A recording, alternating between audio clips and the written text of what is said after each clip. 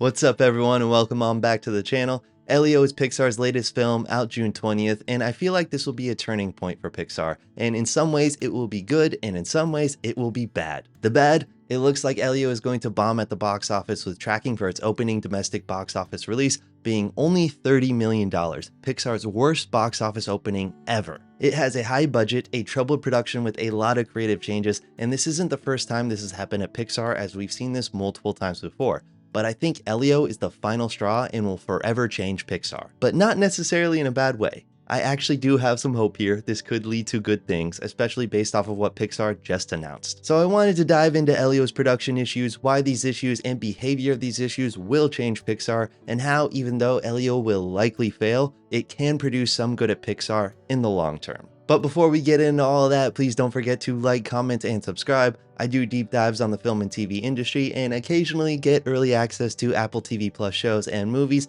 and get to share my reactions with all of you. So if you're into any of that, please don't forget to subscribe. Thank you so much for watching, but let's get into it. Elio's production is one for Pixar's history books. This movie was supposed to come out in the spring of 2024, but was delayed heavily, and they claim that this is because of the actors' strike. And what a lie that is to blame this on the actors' strike. There's no way an actors' strike delayed an animated project this long. If you don't have the actor, you just use a temp voice until the real actor can make time, show up in their pajamas, record all their lines in about 4 hours, and then get paid as much as they do in live action. If you're an A-list actor, voice acting is the dream. And we all know this is a lie because according to sources last year, they had a lot of creative story changes which delayed this project. And this makes sense when you look at all the information that we have. Elio went through multiple creative changes. It was supposed to be directed by Adrian Molina, who co-wrote and directed Coco, but then he was replaced by Domi Shi, who directed Turning Red, and Madeline Sharafian, who made their short film Burrow.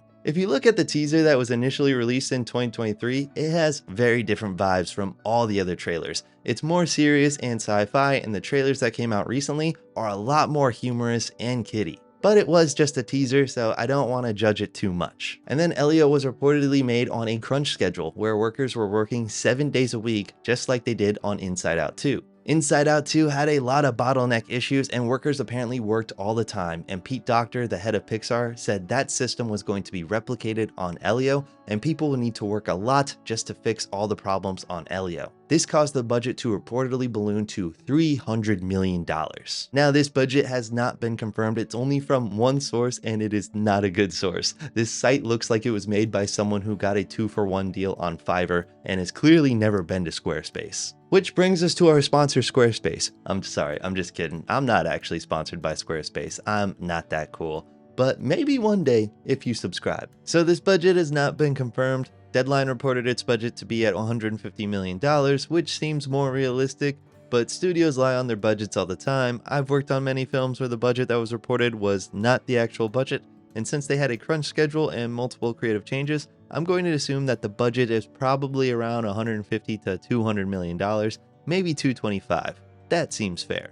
Now, they have dealt with this before, right? Inside Out 2 had the same issues, but at least they made $1 billion and they taught kids about anxiety. I'm sure all the overworked and underpaid Pixar employees know all about anxiety. But the problem is, Elio will not be having that same success, and I think Disney knows this. There has been little to no marketing on Elio. They've had their standard trailers, they've had a McDonald's collaboration, which means RFK Jr. is going to try and kill Pixar, especially because it looks like Elio has a little bit of the tism. But that's it in terms of marketing. They really can't do any press or anything like that because they don't have any major star power on Elio. The only major actor that they have is Zoe Saldana, but she has been non-existent in any press tours. In fact, I don't even think they have a press tour at all, but I could be wrong.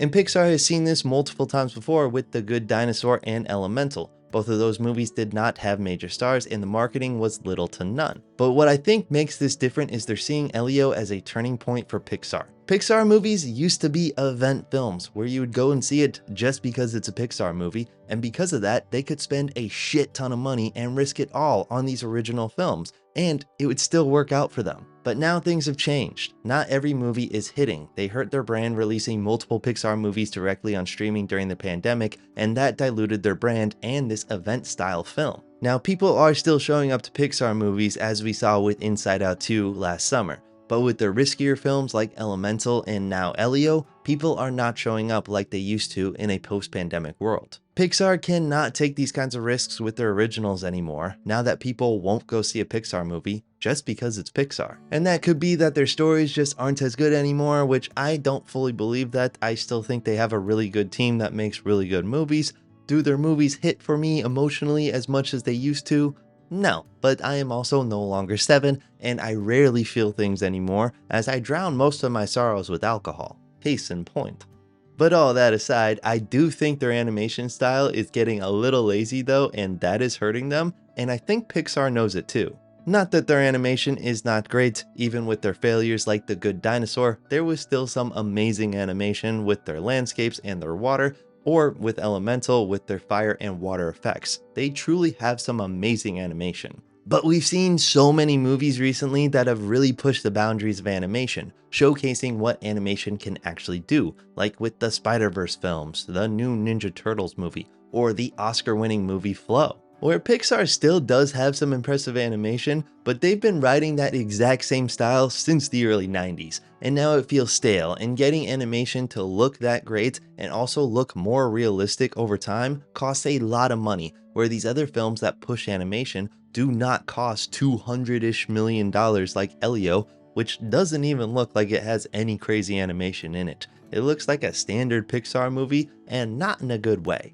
And now people are speaking with their wallets, not wanting to see these movies anymore, and Pixar is even losing at the Oscars. Pixar used to be a shoo-in for the Best Animated Feature Film category, losing very rarely, but now they've lost 3 years in a row, and I'm sure they're going for that 4th with Elio. Elio is going to continue their trend of having bloated budgets, of having stale animation, and I think Elio is making them realize that they can't keep this process up, and they need a change. They can't keep making originals like Elio anymore because the risk is simply too high, which of course will make them want to produce more franchise films with established audiences like we've seen with sequels to Toy Story and The Incredibles and Inside Out. But that doesn't mean originals are going away. They're just going to be different, and based off of their recent announcement at Annecy, I think Elio has already changed Pixar, both with their original films and with their franchise films. Annecy is a pretty big film festival. It's where animation companies come, they release exclusive footage, they have announcements. It's kind of like Comic-Con, but everyone's introverted. It happens every year, and this year Pixar announced a couple of movies. They gave more details on Toy Story 5, and they announced The Incredibles 3 with a brand new director. But they also announced a brand new project unlike anything Pixar has done before.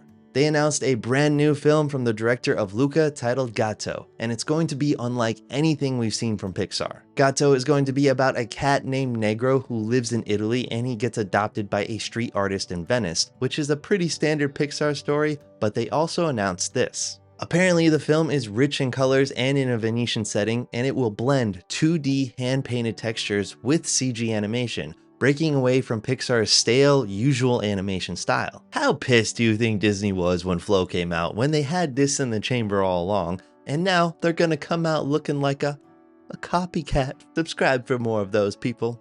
I really need it. Gatto is completely different from what Pixar has ever done before. They've never really tried a new animation style, and now they are pushing themselves beyond their boundaries. Pixar has definitely been seeing what other studios have done with their unique animation styles and are now realizing that they need to push themselves as well, and it can cost a whole lot less. Take a look at Elio, right? $300 million, apparently, been there, done that animation, and it's gonna bomb. Now look at Flow. Its budget was apparently around $4 million USD, it made $50 million at the box office, won the Oscar for Best Animated Film, and looked better than any Pixar movie over the last 10 years. They also didn't have to pay any actors since this entire film had no dialogue. Only animal noises were used in the voice booth, and unfortunately, the Actors Union for Cats in Latvia, where they filmed this, is pretty terrible from what I've heard, and these cats only got paid in catnip and head scratches. And this is where I think Pixar is headed with their originals, not necessarily making $4 million movies. They are still a big studio, and $50 million ain't that much compared to a big studio, but I do believe that they will likely start making cheaper animation films where they can experiment with their styles that don't have the same complexity or fidelity as their recent films. This will allow them to take calculated risks where they can still tell amazing, unique, and original stories, but also have unique and original animation styles, and they don't cost nearly as much. And this seems to be likely happening at Pixar with the recent announcement of Gato. And then with their franchise movies like The Incredibles 3, this is where I think they will continue on as they always have been. They'll still have that classic Pixar look, where they have very complex animation and shots that cost a lot, but it will only be reserved for films that already have a baked-in audience where they know people will show up to the theater, as we saw with Inside Out 2. Now we'll see both animation-wise and budget-wise if this is accurate. Nothing about Gato other than this initial announcement has been released other than this little article, but this animation style is usually cheaper. Now these movies like Spider-Verse and Ninja Turtles, which have unique animation styles, those do use vendor studios, which means the cost is offshored into other countries, where Pixar is a studio that is fully made in-house at Emeryville in California, where the costs are significantly more for labor. But typically, these films don't cost as much, and it allows them to take risks and push animation both in style and in stories that they can tell. And that classic Pixar style for originals may not be going away either. They also dived into hoppers as well, which seems to have that classic Pixar look, so we will see. The future isn't written yet, but Pixar is definitely changing things up, as they need to. Pixar and the general public, I think, have forgotten that Pixar used to be the ones taking risks and pushing boundaries. They were the first ones to ever do a fully 3D animated movie, and they were seen as stupid at the time. But then they proved themselves time and time again, and animation completely shifted away from 2D into 3D animation, and it's been that way ever since. But Pixar forgot to constantly push themselves and adapt. They were game changers back in the day, but then they kept doing the same thing, and that's how we got Elio, and they are going to pay for it significantly and have a massive box office bomb. But they've seemingly learned from Elio. They're taking risks again. They're going to start having a balance of franchise movies with sequels and a dash of original movies that push boundaries. But unfortunately, it's going to be 2 years until we actually see if this pays off, since Gato doesn't release until 2027. So I hope we don't look at Elio as a complete failure. They say you learn more from your failures than you do your successes. Pixar has had a ton of successes over their entire career, but Elio might teach them their hardest lesson yet. So I hope that Elio is not seen as a failure, but as a lesson in what happens when you don't take risks and allow yourself to become complacent.